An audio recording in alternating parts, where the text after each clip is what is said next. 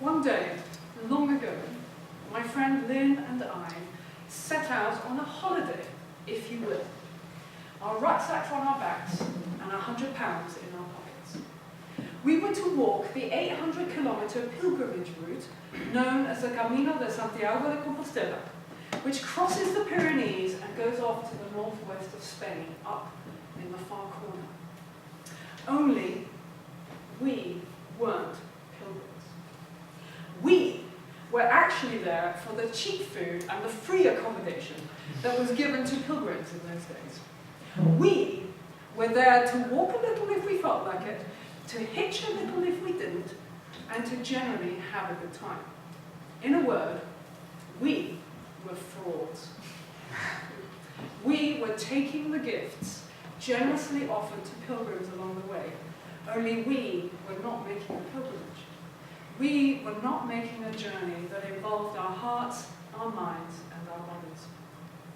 Madam Comtesse Shearman, fellow Toastmasters and honoured guests, this is a story, if you will, of a man who intervened in the lives of two young women who were on a holiday. One afternoon on the Camino, Lynn and I strolled our way, after a bit of walking and a bit of hitching, we strolled our way into a tiny little village called San Juan de Ortega. And as we arrived, a man in his 70s, in the full robes of a priest, came running out to meet us. And he said, "Hello, hello, welcome, welcome. Please, come into my house and rest." Now, we had walked a total of 10 kilometers that day. Did we really need a rest? But anyway, there we were, and we came into his house to rest. His face was beautiful, the colour of weathered chestnut, the lines and wrinkles on his face telling of hard work, of love, and of laughter. He was the village priest, El Padre de San Juan de Ortega, and to this day, no one remembers his name. He's just known as El Padre de San Juan de Ortega. Before we knew it, El Padre had hugged us in welcome. He'd brought us into his house, he'd given us beds for the night, and he'd invited us to enjoy soup and bread and wine at his table. He wouldn't receive payment.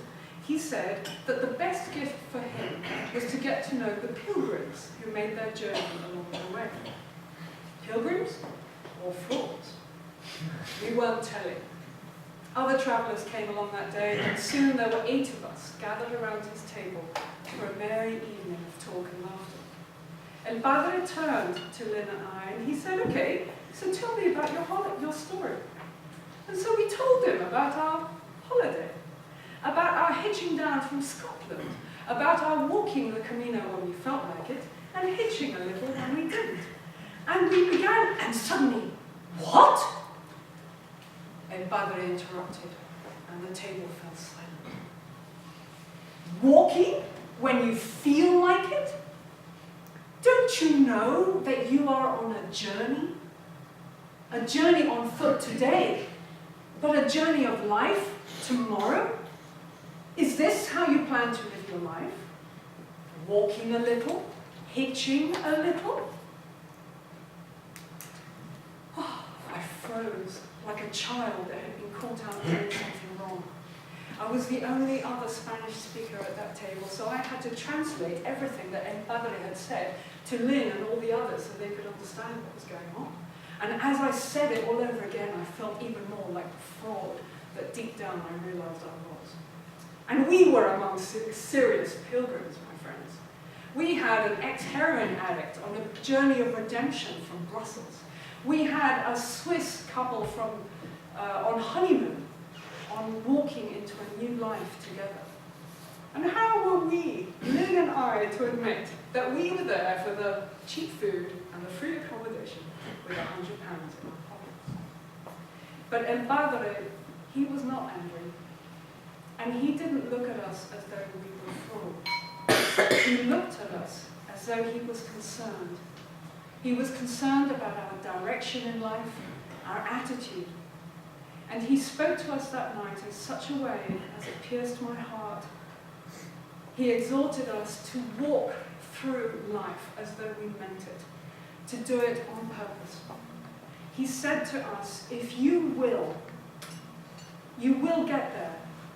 Choose with all your will to walk steadily every day until you complete your journey. And if you will walk and not hitch, you will enjoy the way and you will be satisfied at the end.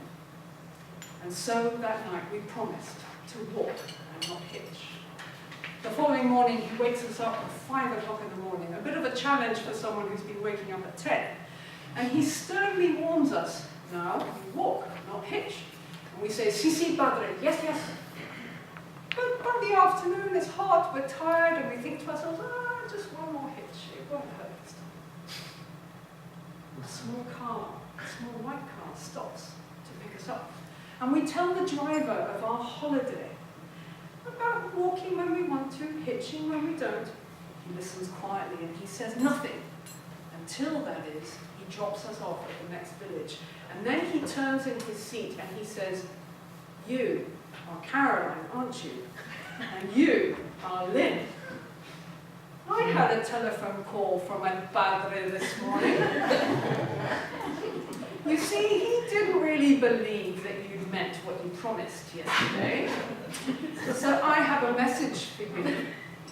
I'm to remind you that he might not be able to see when you're taking shortcuts on your journey, but God can. You are on your journey of life as of now. And if you will walk and not hitch, you will enjoy the way and you will be satisfied at the end. From that day forth, Lynn and I walked every single step of the remaining 800 kilometers. We reached Santiago 3 weeks later, and I can say I enjoyed the way enormously, and I was satisfied at the end. And to this day, I do my best to walk and not hitch. I do enjoy the way, and I shall be satisfied at the end. El Padre died many years ago, and to this day, soup and bread is offered in San Juan de Ortega for free to any pilgrim who passes by. I invite you all to walk the Camino, to stop for soup and bread, to walk and not hitch, if you will. Madam Congress.